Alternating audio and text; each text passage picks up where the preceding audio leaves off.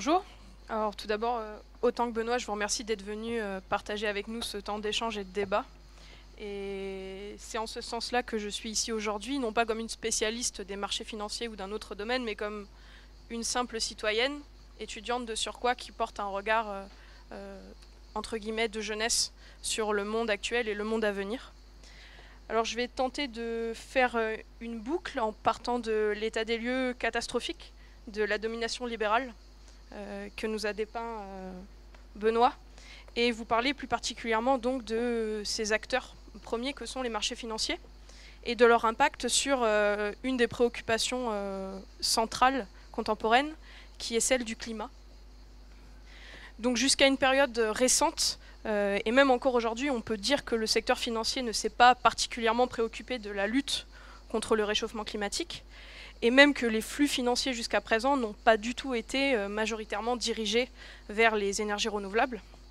L'ONU parle en ce sens en dénonçant une mauvaise allocation flagrante des capitaux, ce avec quoi on peut tous être d'accord aujourd'hui. Le constat du plan des Nations Unies pour l'environnement est même sans appel et dénonce qu'au cours des 2 dernières décennies, des volumes importants et majoritaires de capitaux ont été investis, au contraire, dans l'immobilier, dans les combustibles fossiles et les actifs financiers incorporant des produits dérivés, mais très peu, au contraire, dans les énergies renouvelables, dans l'efficacité énergétique, dans les transports publics, l'agriculture durable, etc. La raison est a priori simple, et c'est l'ONU lui-même qui le dit: les marchés libres n'ont pas pour vocation de résoudre les problèmes sociaux.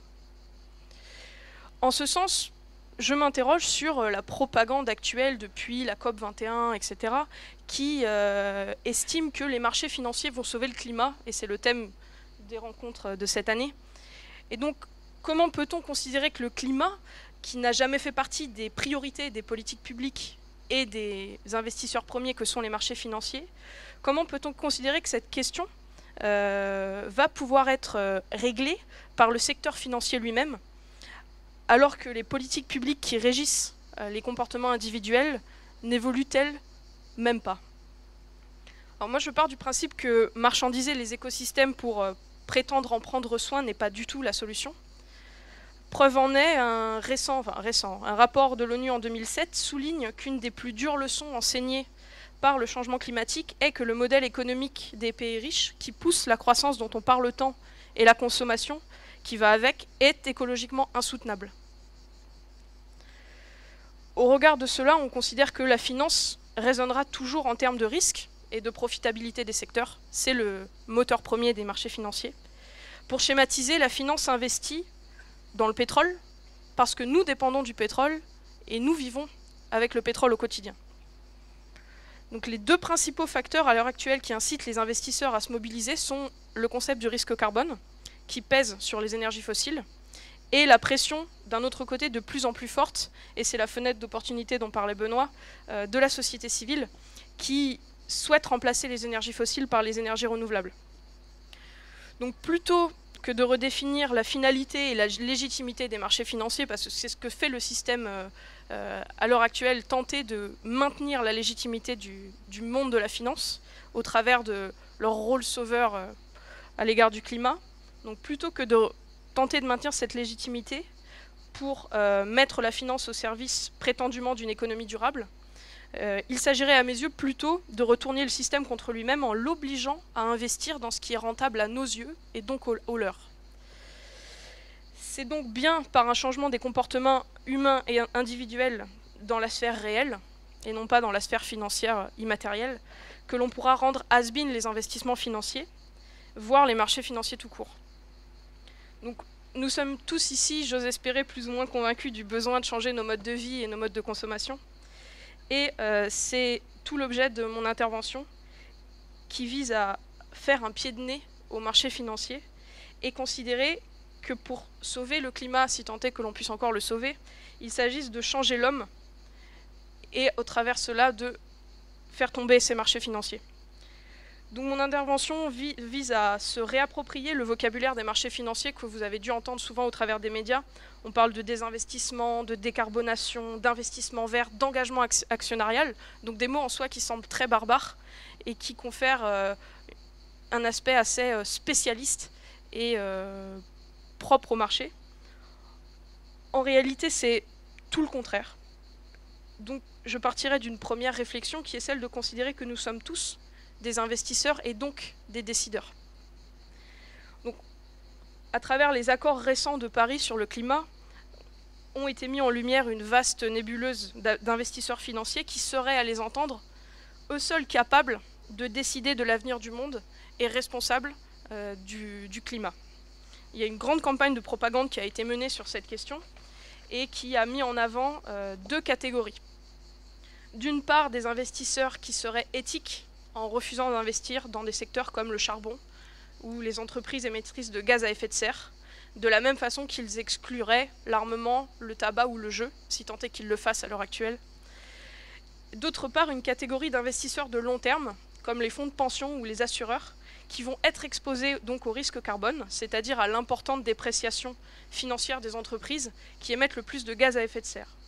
Donc ce concept de risque carbone a pris une dimension scientifique importante en janvier 2015 avec la publication d'un article académique dans la revue Nature qui s'appuie sur les travaux de deux chercheurs britanniques et qui considèrent qu'à l'heure actuelle, pour limiter le réchauffement climatique à 2 degrés, il faudrait laisser sous terre 35% des réserves de pétrole, la moitié des réserves de gaz et 88% des réserves de charbon.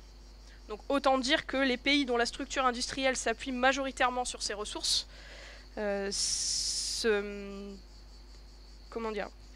s'exposent donc à une dépréciation des actifs dans le cadre d'une éventuelle réglementation internationale sur le réchauffement climatique. Et on comprend alors ô combien sont difficiles ces négociations.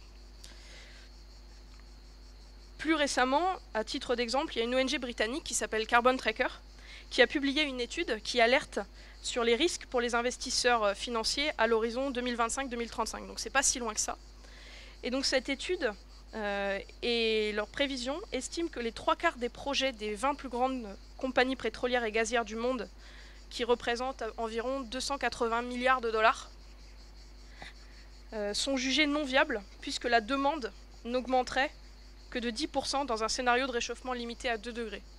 Ce constat-là, il traduit notre responsabilité à nous dans nos modes de vie, dans nos modes de consommation et notre influence possible et éventuelle sur la production et les investissements de ces grands marchés. Donc, on nous parle depuis près de 2 ans maintenant, et même plus encore, de la responsabilité de ces marchés, de ces grandes entreprises dans leur capacité à changer le monde. Moi, je constate simplement que ces grandes entreprises et investisseurs sont à peu près 1000. En parallèle, nous sommes plus de 7 milliards aujourd'hui, et on peut faire tout autant. Donc je ne passerai pas en revue les derniers sommets, les décisions ratifiées ou non, toutes les déclarations d'intention politique, de bonnes intentions économiques et financières. Pour moi, c'est assez inutile de faire des plans sur la comète, et je considère qu'il faut compter que sur nous-mêmes. Et c'est un petit peu le dernier rempart qu'on a aujourd'hui. Donc à mon sens, il s'agit d'investir ce vocabulaire un petit peu barbare du monde de la finance, à savoir décarbonation, investissement vert, etc., pour se les réapproprier et décider que nous sommes tous des investisseurs et des décideurs. Donc la deuxième réflexion, c'est comment réinvestir ces mots. Alors je vais repartir de ces 4 mots-clés pour essayer de les traduire à l'échelle individuelle et locale. Alors le premier mot barbare, c'est celui de décarbonation. Alors, la décarbonation des portefeuilles, c'est mesurer l'empreinte carbone de son portefeuille, qu'il s'agisse de celui d'une grande entreprise ou d'un budget d'un ménage moyen traditionnel. À l'heure actuelle, le calcul de l'empreinte carbone se démocratise et constitue un moyen relativement efficace pour mobiliser ou en tout cas alerter les investisseurs, mais pour également alerter les citoyens sur leur mode de vie. Bon, cette méthode de calcul n'est pas exempte de critiques. A priori, à l'heure actuelle, il n'y a pas de consensus méthodologique sur les méthodes de calcul, des émissions directes, indirectes. Ce n'est pas très précis, dans le sens où on ne peut pas mesurer très précisément l'impact carbone que peut avoir nos achats et nos consommations au travers des transports que cela peut engendrer, etc. Mais c'est un premier pas à mes yeux dans la prise de conscience du fonctionnement du monde. Et c'est un indice qui permettrait à chacun de prendre conscience de l'impact de son mode de vie, au travers donc de notre consommation, de nos déplacements, des choix que l'on fait au quotidien. Cette décarbonation citoyenne, elle permettrait de diffuser la réflexion sur des principes de vie qui seraient bas carbone et qui constitueraient une première pierre à l'évolution sociétale, notamment dans nos sociétés à économie de marché, donc les pays du Nord entre guillemets.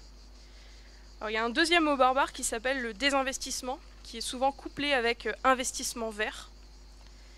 Alors ce mot-là se rapporte au désinvestissement du secteur extractif, c'est-à-dire le désinvestissement des entreprises qui extraient à l'heure actuelle gaz, pétrole, charbon, etc. Et donc, investir vers et désinvestir de ces entreprises reviendrait à considérer que certains investisseurs pourraient être éthiques à partir du moment où ils refusent de financer des entreprises dont les activités seraient contraires à leurs valeurs. Encore une fois, quelque chose de très flou, sans cadre à l'heure actuelle. Donc ça reviendrait à retirer des actifs d'entreprises qui sont considérés comme nuisibles pour l'environnement. Mais limiter son risque carbone est une chose. L'objectif encore plus important est celui de financer la transformation de l'économie pour qu'elle devienne bas carbone.